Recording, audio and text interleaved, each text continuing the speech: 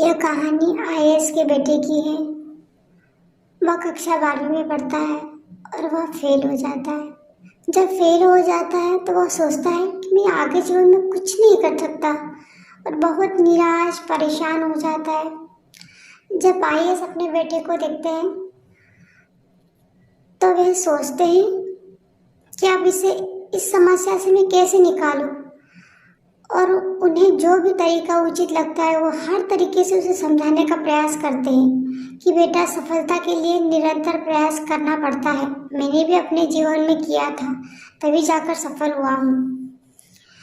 पर आईएएस देखता है कि वह अपनी बात अपने बेटे को नहीं समझा पा रहे हैं, इसलिए वे उसे अपने शिक्षक के पास लेकर जाते हैं जिन्होंने उनके समय में उनका मार्गदर्शन किया था।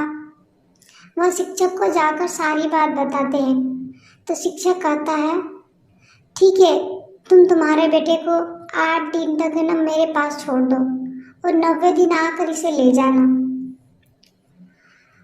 आईएएस ठीक वैसा ही करता है। उसे वहाँ विद्यालय में छोड़ देता है अपने गुरुजी के पास। गुरुजी उसे कहता है, बेटा, तुम्हें 2 काम करने।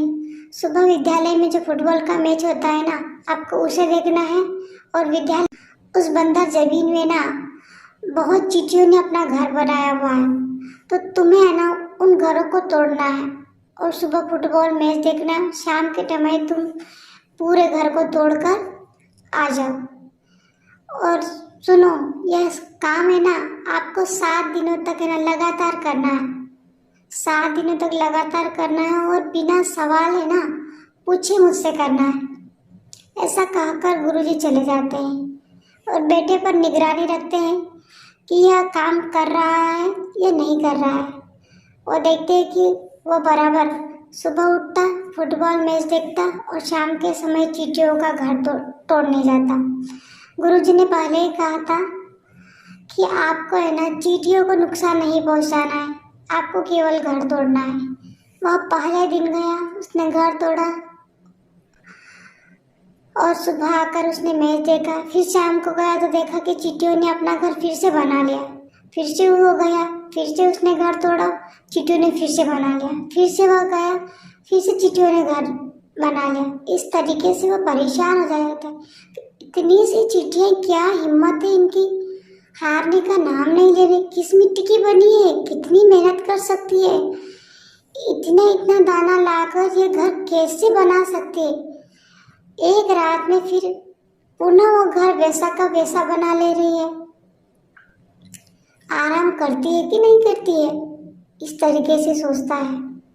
सुबह फुटबॉल का मैच देखता है। ऐसे करते करते करते करते वह 8 दिन निकाल देता है और 90 दिन है ना शिक्षक के सामने जाकर कहता है, मैंने आपके कहे अनुसार दोनों काम किए और चींटियों का घर मैंने बहुत बार तोड़ने की कोशिश की, पर चींटियां घर को वैसा का वैसा पुनः बना ले रही। मैं करूँ तो क्या करूँ। और फुटबॉल मैच से आप मुझे क्या समझाना चाहते थे, मैं उससे कुछ भी नहीं समझ पाया। ऐसा कहते ही गुरुजी हंसते हैं और कहते हैं, ठीक है बेटा, बैठो और मुझे ध्यान से सुनो। वो नन्ही सी चींटी है ना, और तुम सोच सकते हो, समझ सकते हो, देख सकते हो, अपना अच्छा भला बुरा सब समझ सकते हो, तो आपकी हिम्मत कैसी होनी चाहिए, इस चींटी से कम होनी चाहिए या फिर ज्यादा होनी चाहिए। लड़का सोचता है। फिर गुरुजी कहते हैं, बेटा, चींटी से तुम्हें अनंत ज्ञान आपने सीखा है कि वो निरंतर काम में लगी हुई है और निरंतर अपने हौसले को बनाए हुए है और निरंतर उस कार्य को कर रही है जिस कार्य को उसे करना चाहिए। और तुम बस एक बार, केवल एक बार के प्रयास में फेल होकर तुम ये सोच लिया कि तुम जिंदगी में कुछ नहीं कर पाओगे। ऐसा आपने कैसे सोच लिया। जिंदगी में ये जरूरी नहीं कि आप जिस चीज को चाहते हो वो प्रत्येक चीज आपको एक ही बार में मिल जाए, क्योंकि जिस चीज के लिए आप प्रयत्न कर रहे हो ना, शायद वह चीज अगर किसी दूसरे व्यक्ति को मिली है, वो इसलिए मिली है कि उसने उसके लिए प्रयास आपसे बेहतर ढंग से किया था। तो आपके प्रयास को बेहतर बनाने की कोशिश करो। जिस चीज में भी तुम असफल हुए हो ना, उसने आपको है ना अनुभव की पूंजी दी है।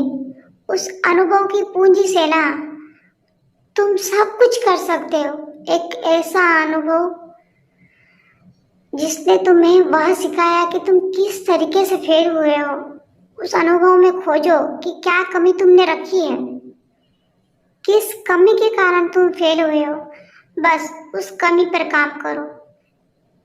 जिस दिन तुमने उस कमी पर काम किया ना, इस दुनिया में कोई भी ऐसा व्यक्ति नहीं है जो तुम्हें हरा सकता है। और रही फुटबॉल की बात, जिस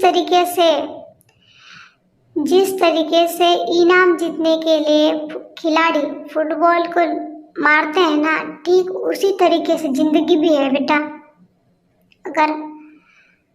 अगर आपके हिस्से का संघर्ष आपने नहीं किया ना, तो ठीक उसी तरीके से जिस तरीके से बॉल को मार खानी पड़ती है ना उस मैच में, उसी तरीके से आपको मार खानी पड़ेगी जिंदगी के हर कदम कदम पे। अगर आज तुमने संघर्ष नहीं किया तो मर्जी तुम्हारी है।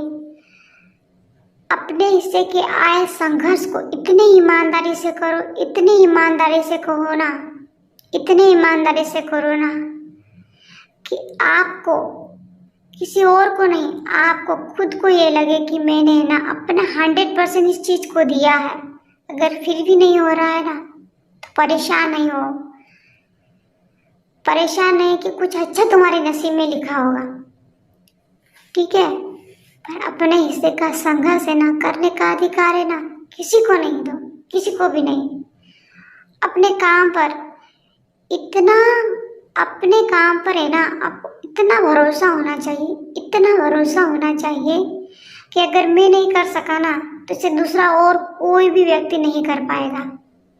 जिस दिन आपको अपने काम पर इतना भरोसा हो जाएगा ना, मैं लिख के देता हूँ, आपको कोई भी नहीं हरा सकता। जिंदगी के प्रत्येक कदम पे तुम जीतोगे।